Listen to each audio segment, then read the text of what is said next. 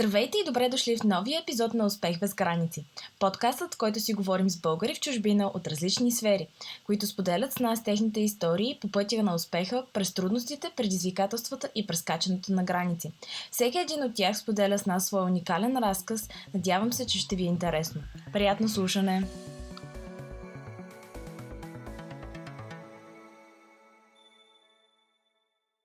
Този епизод е записан на английски. Калина живее от близо 40 години в Щатите и работи като продъкшн дизайнер или сценограф на филми. Работила е по проекти като Мълчанието на агнетата, Little Miss Sunshine, poltergeist, а за работата и по филма Grey Gardens е отличена с престижната награда Еми. В разговор ни ще чуете с колко страст и ентусиазъм Калина говори за работата си и колко е отдадена тя на нея. Тя ни споделя и за работата и по проекти с звезди като Роберт Редфорд, Джордж Клуни и много други. За мен това беше един изключителен и вдъхновяващ разговор и се надявам след като го изслушате и вие да се почувствате така. Hi Kalina, I'm super excited that you are gonna be my guest today and welcome to my podcast. Well, thank you so much. I only regret that I can't do it in Bulgarian. And as I explained, I left Bulgaria in 1979. So what is it now? 42 years? 40, yeah. Going on 43 years, going on 43 years. And my Bulgarian was pretty good till about, I think, 10 years ago when I really just kind of stopped having the opportunity to speak too much Bulgarian. And now I'm just really embarrassed to say I can't go back. It's like I sound like I'm in first grade. My vocabulary is so bad that I'm just like, oh, this is embarrassing. So apologies for not speaking in Bulgarian. No need to apologize.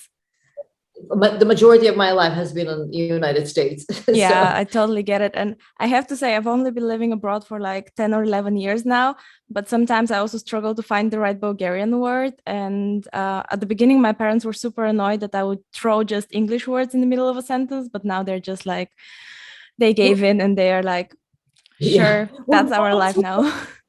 Exactly. That's what I didn't want to do. I didn't want to start the sentence in Bulgarian and then finish in English, which is kind of what I have to do with my parents.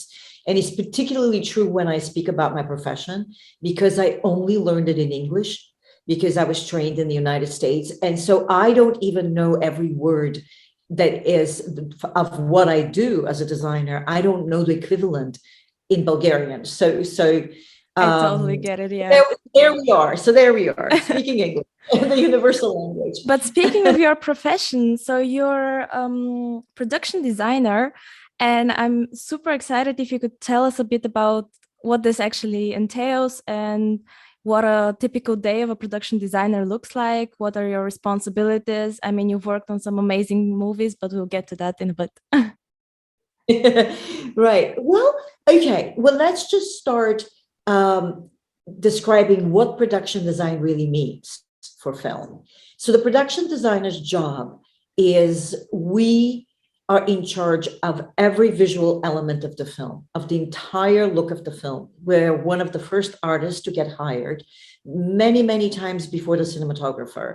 And so we choose, starting with the palette of the film, all the colors in it, but we also choose all the locations. We also choose whether like we choose the set decor, so all the furniture that goes into it. Even though there's a set decorator that does that works for us, the final words is with the designer. So it's a pretty big job, and there's a lot of people that work for us, starting from just the regular art department, which is the people who draw and draft everything. So the way I try to describe it to people is, think of me as the architect of a project, and think of my art director as the engineer.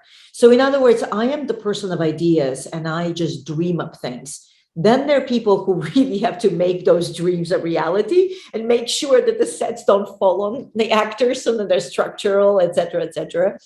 And then the decorator. So that's literally how an architect will work with an interior designer. So if you compare it to architecture, you can see how similar it is.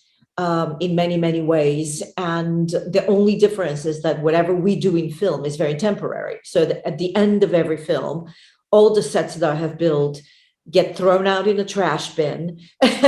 All the walls get repainted if it was a location, and it all disappears just like that. And at first, in my first few films, I would get very, very sad looking at the set going to a trash container. And then I got so used to it that now I don't even think about it anymore. It's like, oh, well, that's it. But tonight. it's captured in a on camera for eternity. So at least it still lives even after it's being trashed. No, exactly. That's the beauty of it. Although I think when you're young, you absolutely love every movie you do, because it's like you just can't believe you're so lucky you got the chance to do it. So it becomes personal when the set is taken to, with cameras destroyed. They go up very slowly. We construct them very carefully, but when we take them down, they go down in 3 days. It's like a wrecking ball, and it's kind of symbolic in a way of the entire film process, if you want to know. But a little bit about how I got there, how I became a production designer, because I think that the beginning of everybody's career is the most interesting and the most challenging time. Once you become established, it's easier. It's not easy, but it's easier. Yeah, definitely. But how to get to there is really the $1 million question. And I think a lot of people are asking that question. I can hear them, even though they're thinking about it. I can hear them. So just a little bit about my path. So I was born in Bulgaria, grew up in Bulgaria. And then when I was 18, 19, my parents and I managed to go to Greece as tourists and never returned. I mean, we knew we were never returning, but absolutely not. But it was a total secret. No one knew except for my grandmother. She was the only person.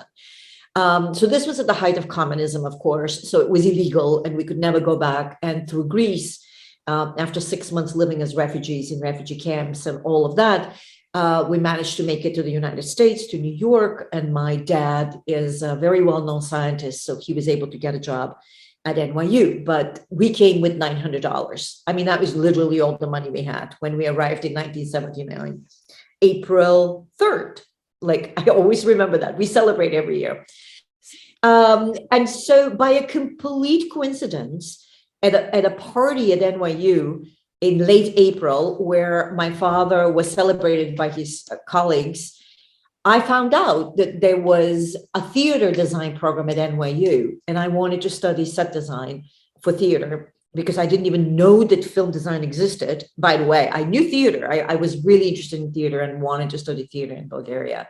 So I love theater. So I just said, okay, I'll become a designer in theater. So this completely random thing that happens in life, of where you go to a party and you find out that there's a department that you're interested in, and lo and behold, you end up going as a student there. And this kind of chance encounter is very big in everybody's life and profession and career, by the way. As much as we would like to think we're in control of things, random events will just throw us into this direction or that direction. So from that party, I ended up being in an NYU design program as an undergraduate, which was very, very hard because I had gone to Lycée Français in Bulgaria, but English, I was still learning English. And so it was hard because all the text, of course, was in English, but nothing could stop me. I wanted it so much. And after 4 years, I got my degree and everything and started working in theater, and very quickly realized that I couldn't make a living in theater. It was so poorly paid. And as I said, I was an immigrant. We did not have money. No matter, I know that a professor at NYU sounds very fancy, but scientists don't get paid a lot of money. Yeah, it's not a sexy profession that gets a lot of money. Sexy title and a great profession because my dad loved it, but it was not a great fee for 3 people to live off. My mom started getting any kind of job that she can. She worked as a salesperson in a clothing store. It didn't matter, and I was a student. So I came kind of to a crisis because I said I will never be able to make money in theater, because I realized everyone that around me that was in theater was independently wealthy. So it was almost like a hobby for them. And I had this conversation with my dad, like saying, like, I need to find a new path. Maybe I should become a psychiatrist because I really like working with people. I like listening to people. I'm very social. And he just looked at me and said, why a psychiatrist? Why not film? Film is so much bigger. And I just looked at him and I said, well, if it's going to be film, then I want to try directing. And it ran as again, just like that. I got into NYU Film School where I studied directing because I just really wanted to learn how to make a film. I thought that in order to design, and you need to understand everything that goes into a film. Like, so when I was in film school, I did editing and I shot people's films and I did sound. It was also, we all did that. We all did that for each other's movies. And it was really, really fun and interesting and very educational. And in the meantime, I was putting myself up as a storyboard artist because I had met somebody who said, you drove really fast. You should think of a storyboard artist. So that's how I fell in love with film, by storyboarding, by drawing each frame. And what storyboards means, it means that you speak with the director and the cinematographer, and they describe the shots to you. And then you sit down and you draw them frame by frame. So that they can shoot a sequence. And a sequence, as we all know, is made more than one shot. Some sequences are actually one shot where they're steady cam. Scorsese is famous for it. Brian De Palma is famous for it. But most sequences are multiple shots. And so you draw all of that so everybody can see how it cuts and how it, what equipment they need. It's kind of an important tool because producers really like it because they can figure out how long the day would be, etc. It's super helpful. And obviously you do challenging sequences. You're not going to do two people talking at a table, but normally do action sequences. So it's kind of fun because you're always drawing people doing something very interesting. And so that was quite a wonderful path for me. I mean, I just fell into it completely randomly because somebody said, you draw fast, try that. And I was completely self-educated about it. I bought a book with all the artwork from Raiders of the Lost Ark. And inside it had the storyboards. And I literally learned from looking at this book and going, oh, that's how you do it. I see. So, and again, chance played a very big role in my career because at my last year at NYU Film School, Jonathan Demme came in to give a class.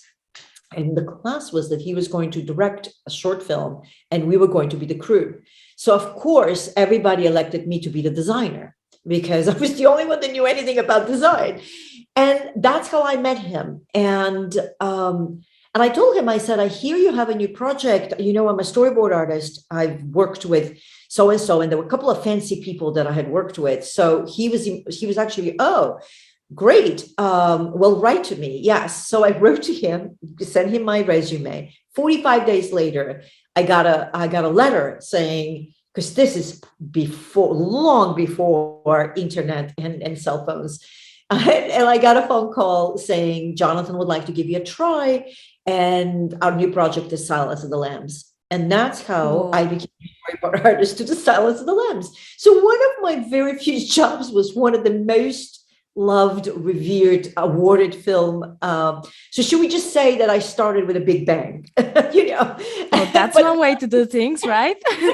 Yeah, exactly. But not that easy to maintain that level. But it was a really interesting thing. So it was a very successful relationship of storyboarding Silence of the Lambs because he would just send me the script pages and I would say, when do we meet? And they would say, oh, no, he doesn't meet. And I would be like, oh, okay.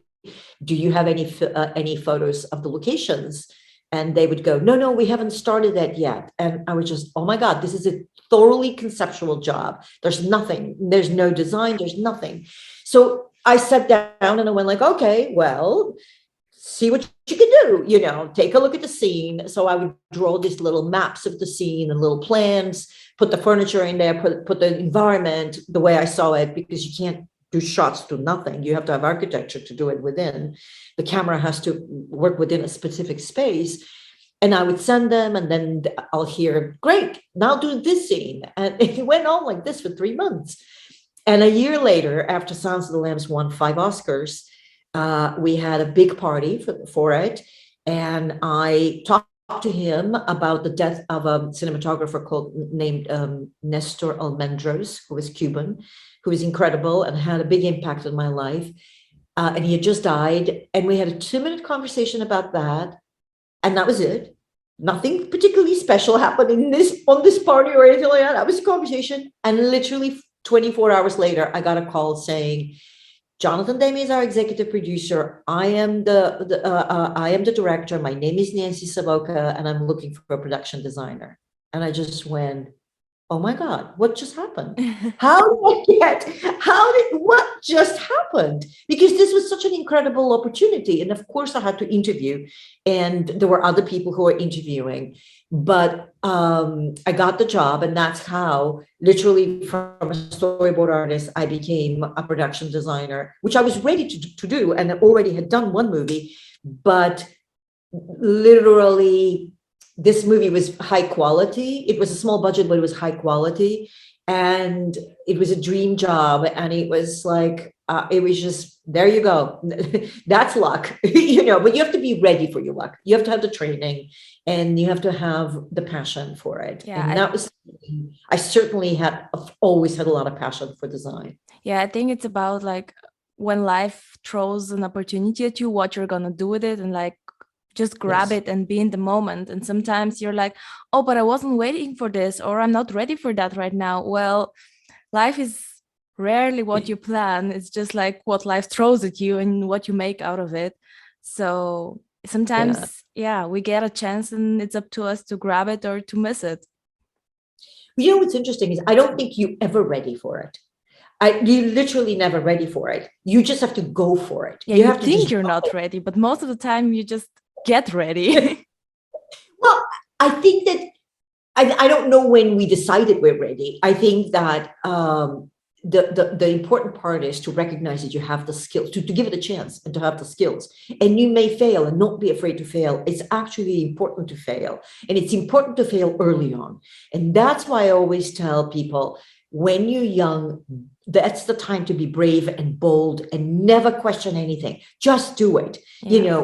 What's the worst that can happen? You fail? Okay. You know what? Your life is ahead of you. There's going to be 10,000 more opportunities, but you just learned something. And I've learned so much from my failures as much as my successes. But I would tell you, everybody will tell you that the failures are the most teaching moments. And it's because they make you stop in your tracks and say, well, what did I do? That's what I need. I need this. So for me, for example, I was always a good artist, not a brilliant artist, but a good artist.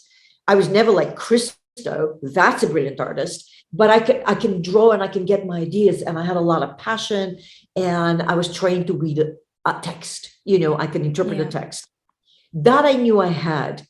What I needed to learn for me was capitalism. Coming from a communist country, it was just capitalism. There are rules that are different than Bulgaria. Very different. And what I needed to learn was politics. Politics are very different. And some people are born with politics and some are not. And everybody in my family is a truth teller, which is great up to a point. And then you have to realize, maybe blurting out the truth isn't the best thing sometimes. Maybe actually taking a moment to think about how to present the idea is just as equally valid as you just presenting the idea right off the cuff. So there's these kind of skills that you learn. And so when you ask me, what is a production designer? I mean, you absolutely have to have the talent to draw and to envision. You have to be able to walk into an empty room and say, I can turn this into a throne room and it will be incredibly royal by the time I'm done with that. And everybody's like, really? In this space? And you just go, just wait. I see it. I've got the proportions. I see it. We've got some windows. Don't worry about it. I'll take care of it. And then when they come to the set, they're like, oh my God, total transformation. But you see it. You have to have that ability. But then you also have the skills to be able to sell that idea. Because what you discover is that you are also a salesperson.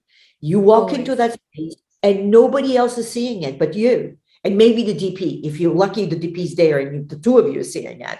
But you have to do some serious selling. You have to do like, okay, but this is why I think this works. And you have to have the flexibility. You have to have a couple other choices to say, like, if the director really doesn't see it, it doesn't like it, then to he or she, you can turn and say, you know what? I get it. Let me show you something else. And you pivot and you show something else. And little by little, you may end up at the first choice, but you got to walk them through a couple other choices, et cetera, et cetera. So these are the kind of interesting skills that school doesn't teach you, by the way. That just comes with experience. Definitely. And I actually think that every art school should have a management course, like literally how to manage people and how to sell yourself. It literally should have that. And they don't. They always, like, the way we were taught was like, you're the artist, you tell them what to do. Well, okay, but it's not a dictatorship, you know. Yeah, it's a partnership. You need to get them on board, like, voluntarily. Yeah, and both theater and film are communal arts. You're not a painter, you're a sculptor, you're not by yourself in a studio. So anyway, so we kind of got on a little bit of a tangent, but I just was trying to sort of explain how my job is actually quite complex, because at least nowadays I find that at least 75% of my time is politics and 25% of it is creative, you know.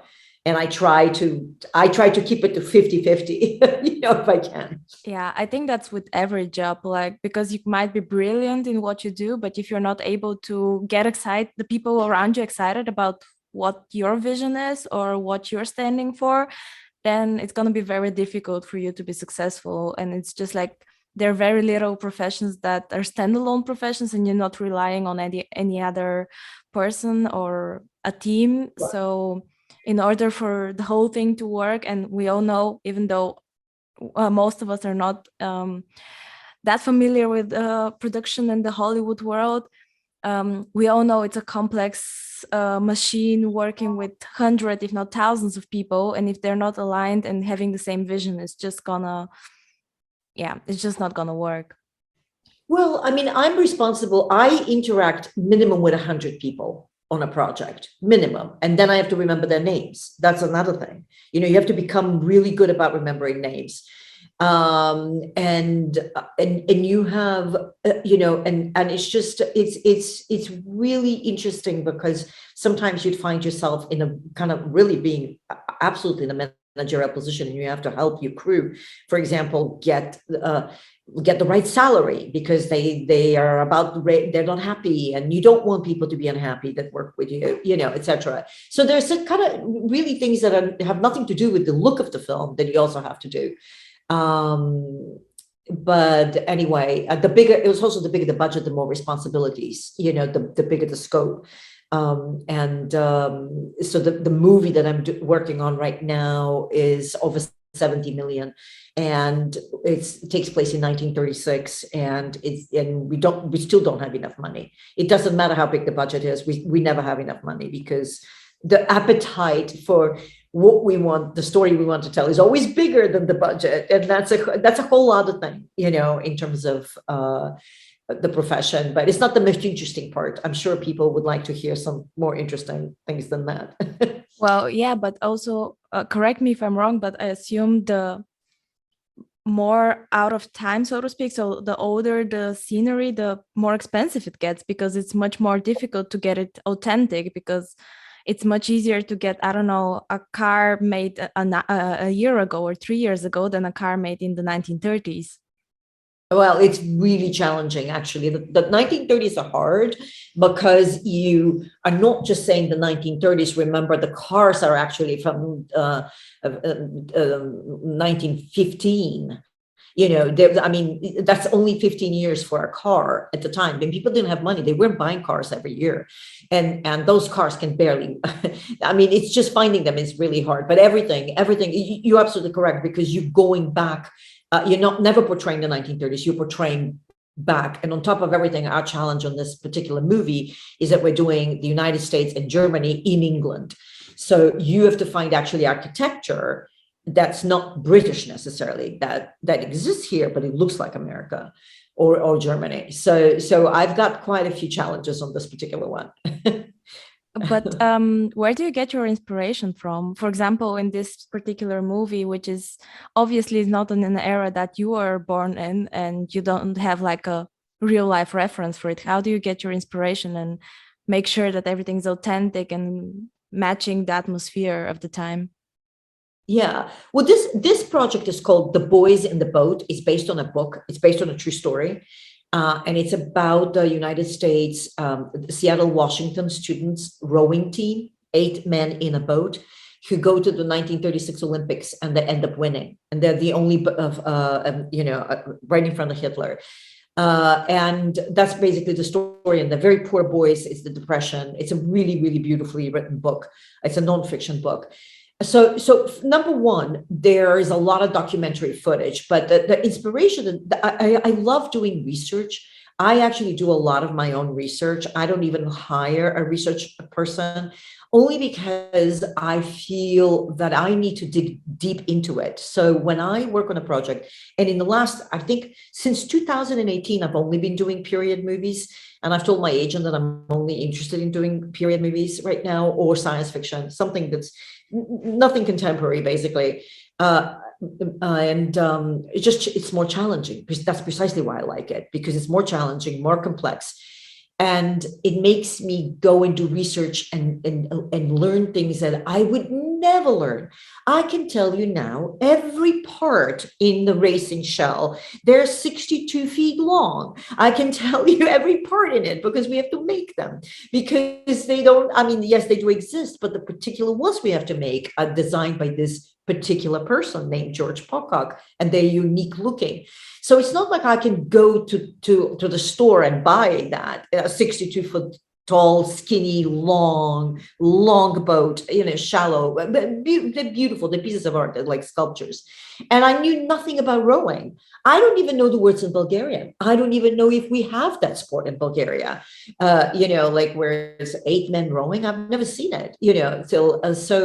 That's what I most love about my profession, is that I have to go and learn these things, and I have to become an expert on this, because I won't be able to talk to the boat makers. And they teach me, of course, they teach me a lot. But I had to learn what kind of wood we're using and what does the wood look like. Because at the end of the day, I need to make sure that I can identify when a boat is correct and it looks authentic. And it's really interesting. I mean, it's really, really interesting. And because the project is so much about perseverance and the human spirit, I am just on a personal level very engaged with it, but yeah. It's a lot of fun to do. It's a lot of fun to do the research. And we're lucky that movies were invented, because there's so much documentary footage and films of the time. It's really fun. Yeah, I actually noticed when I was doing my research for this episode that you were actually doing exactly no contemporary movies, but they were all from different eras or different stages of the past. So it's quite interesting, because I think especially in your profession, it's much more interesting to recreate a world that doesn't exist anymore, rather than, as you just said, you just go to a store, buy everything, set it up, and done. I think that's a much easier task for somebody to do than to recreate something that was, I don't know, 50, 60, 70 years ago. Well, and I think that the challenge is not just to recreate it, the challenge is to make it make sense to modern audiences. I think that's the biggest challenge, because you don't want to look like a museum either. You want to make sure that the sets, because at the end of the day, what do? I create characters. I create the characters' environments. So the clues about the characters are in the environment. Every piece of set dressing, every fabric, every wallpaper tells you something about those characters, right? And so let me give you a specific example. My last movie was set in the 70s and the 80s. It's called The Tender Bar. And it's now running on Amazon. George Clooney was the director. Ben Affleck is the star of it. And we built the house and the bar. We built it, and the house had a bottom floor and a top floor. So there were 2 floors that we built, and the bar. And for this particular movie, I created specific wallpaper for the characters because it was storytelling. And so for the mother's room, I wanted her childhood wallpaper because we wanted to make the point that this woman not only is so embarrassing, she has to go back, live with her parents as she is a grown woman, she has to go back to her childhood bedroom with the little ballerinas and the little, lovely circusy theme. And there's something so sad about it. And it tells you a story about the family too, that they didn't have money when sometimes you outgrow your wallpaper and you're 15 and you go, Mom, can I get new wallpaper? I just remember changing my wallpaper at 15. I did that last year. Exactly. These people, it tells a story where you can't even do that. When, they don't have the money. They're just letting the house go. And that's the kind of thing that it excites me, is because I get to tell a story. Writers write with words. I write with visual images, and I tell the story through those physical details that you see in front of the camera. And so very much design is storytelling, and that's what I love about it. I mean, I just simply have different tools of how to tell the story. Yeah, and I can tell how passionate you are about it just by speaking about it. And I wanted to ask you, because you've mentioned already you've worked with George Clooney on your last movie, and you've worked with also some other amazing people. Which one or which person of all that you've worked with was the most inspiring or fascinating person that you've met or worked with? Well, I can't say one. It would be really hard, because you have to understand that every director, every writer, every cinematographer is different. And it's a very unique experience working with all of them. It's really different. I would say, let's just, if you ask me, like, people sometimes would ask you, what's your most favorite movie of your career? And you go like, well, I can't possibly pick one, because I have a lot of children and it's really hard for me to pick one child. But I can say a couple of things. One of the most interesting relationships and friendships out of designing film came out of the movie Smoke, which is an old movie of mine. It's from 1994. But Paul Auster was the writer for it, and he's a novelist and he's a writer. And we met on that movie and we became friends. To this day, we're friends, him and his wife and my husband and I, and we would have dinners, not very often because we're all very busy people, but we would definitely stay in touch and we've seen our children grow. And I never thought that I would be a friend with a novelist. Do you know what I mean? Like that's one of the most beautiful friendships that I have from the film world. One of the most important people in my career is Jonathan Demme, for sure. Absolutely, hands down, the most important person in my career. Yeah. And not just because of Silence of the Lambs, but because also he taught me how to treat people. He was a very kind person. And he was the first person, one of the first people back in the 90s when he would have Black people be part of the crew, women. He was very, very egalitarian, right? He had like really open mind and diversity, which we now talk about, like, 30 years later, when it finally came to that point. Which is way too late if you ask me, but that's a different topic. Well, I mean, we can listen. There were very few women production designers when I started. It was still, and there's certainly very few storyboard artists. To this day, there's not a lot of women storyboard artists. And so in that sense, I would say Jonathan, and I just remember, because I learned because I saw him, how he managed people and how he worked and how creative, what the kind of atmosphere he created. It was the greatest example for me and the greatest school I could have gone to. And I just remember the first movie, when a producer started screaming at me about the budget, and I went into a shock, because until then, I've never seen anything like it. No one was ever screaming. No one was ever abusive. No one was ever, it was a big, big party atmosphere, but in the most creative way. It was just a lot of fun. Film was fun. And suddenly film was not fun. Film was, you were being screamed and yelled at, and it was so interesting. And it took me by complete surprise. And so I realized that I was incredibly lucky to meet Jonathan and to learn filmmaking and how to treat the crew from him. So I would say that is an incredible person. My personal relationship with Paul is incredible.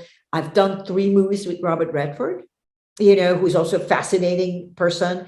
And I just remember he invited me to Napa Valley he has a few homes, but Napa Valley was where he was editing The Conspirator. And he invited me to Napa Valley to take a look at the cut because I had an idea about the beginning of the movie and he wanted to talk to me. So they flew me to Napa Valley and he came to pick me up from my hotel in his car. And I felt like I am having a movie star moment. I cannot believe I'm in the car, he's driving, and it's top down, and we're going through Napa Valley, and I'm just going, oh boy, why?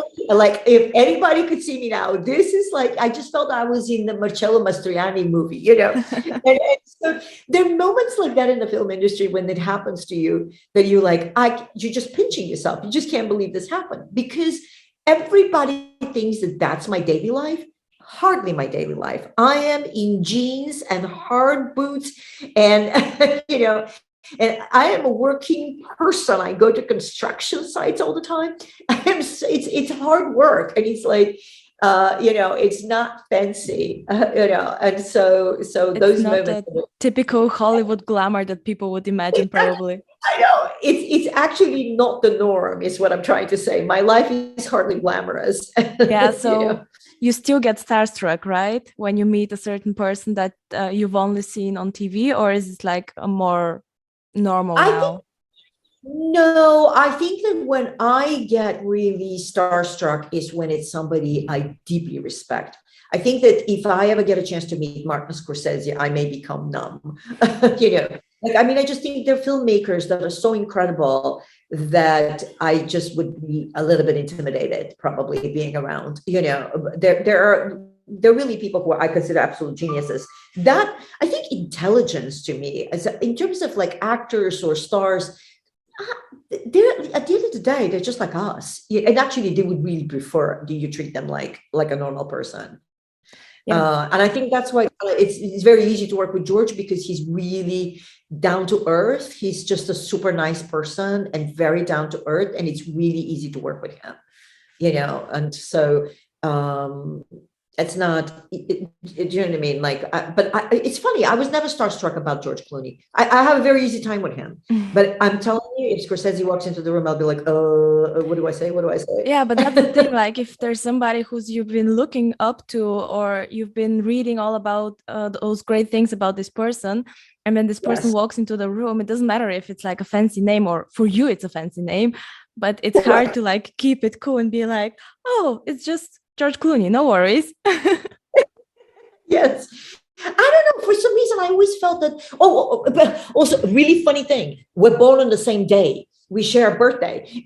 So I feel like, yes, we have a very similar take on things, so it's interesting. I recognize certain things. Like, I just recognize certain Taurian things. Well, it was written in the stars that you have to work together then. Yes, I think it was absolutely by chance that we met and stuff like that. But it was interesting, and it's a very lovely group of people. He's just a very generous, very, very nice person, very humble person. Yeah.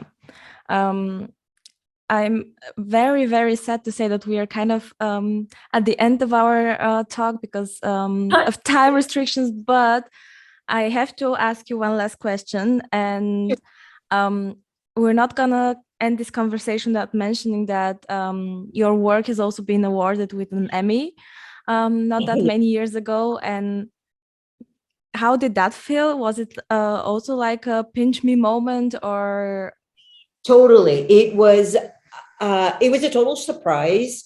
The movie is Grey Gardens. It's a wonderful film. It's one of my favorite films of my career. And what was really funny about that night, it was my first nomination, and it's a big 5 hours of announcements. There's a lot of categories. It was forever, and somewhere in the middle is art direction.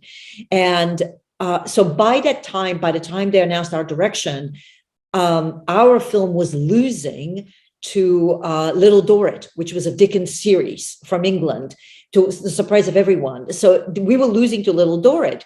So just as they go like in the art direction for period, blah, blah, blah, blah, blah, my husband leans over and goes, Little Dorrit. And he just whispers to me. And I just kicked him so hard because I'm so mad that he said that. And they announced my name because I had prepared myself that I was going to lose, and he was making fun of me that I was about to lose, and when they announced my name, I almost didn't believe it. And I just remember being almost like in such shock that I did win, and going to the stage, and I was really kind of emotional. And it was about also just as an immigrant, to be given any of these awards is it's a big thing. It's a big moment.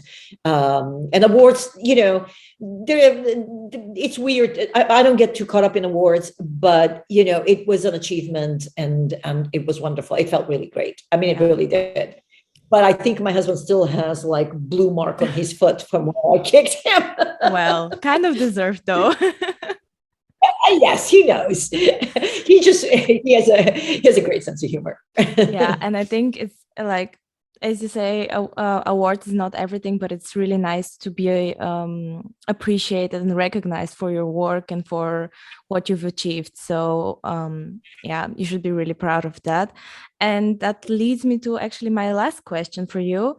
As you mentioned, you have succeeded a lot and you have a lot of successes. And was that your biggest success, the winning of the Emmy Award, or what is your biggest success in your personal or career life? Personal. I will tell you something. That's not my biggest success. That was a wonderful success and awesome. And I was lucky that Game of Thrones was not in that year, to be honest. Again, yeah, because there was no way I was going to win up against that show. No, my biggest success personally is the show Lovecraft Country. Doing that show was the most challenging design job because every episode took place in a different century, different year, different, some were horror, some were science fiction. I had to do so many genres in 10 series in 10 hours. And as an artist, it really showed that I can do everything, that I can do a musical, that I can do science fiction, that I can do horror, that I can do period, and I can do political, anything that you can think of, and operatic and beautiful, and all of that, all at the same time, and turning really interesting scenery month after month after month, because I spent almost a year and a half working on it. That was the challenge of that, the marathon of that, the fact that my enthusiasm never waned till the end, the fact that I had to do career in 1950 career in the middle of Atlanta, Georgia, USA. The challenges of that show was a personal best for me, like literally personal best. And I felt, and I even told the showrunner, I don't think I'm ever going to do anything better. And she goes, oh, come on, you've got a long time. And I said, I know I have a long time ahead, but that is a unique project that you're called on as a designer to imagine so many different worlds, so that's my personal. To make them work. Yeah. Well, sounds amazing. I have to be honest, I haven't seen the series, but now I'm definitely intrigued to watch them. Yeah. I don't know if Europe gets HBO because it was an HBO series, and I don't know who programs their stuff. But that was a very good question. No one's ever asked me this question. That was a really, really interesting question. Well, thank you so much. It was an honor speaking to you, and I am just, in awe of your passion and your work. And thank you for your time, and thank you for sharing your story with me. My pleasure. It was a really pleasure meeting you. Good luck to you. Thank you. Likewise. Благодаря ви, че бяхте с нас. Надявам се да сте успели да научите нещо полезно от днешния епизод и да сте се вдъхновили от споделената история. Ако подкастът ви е харесал, ще се радвам да оставите оценка в iTunes и да ни последвате в Instagram. До скоро!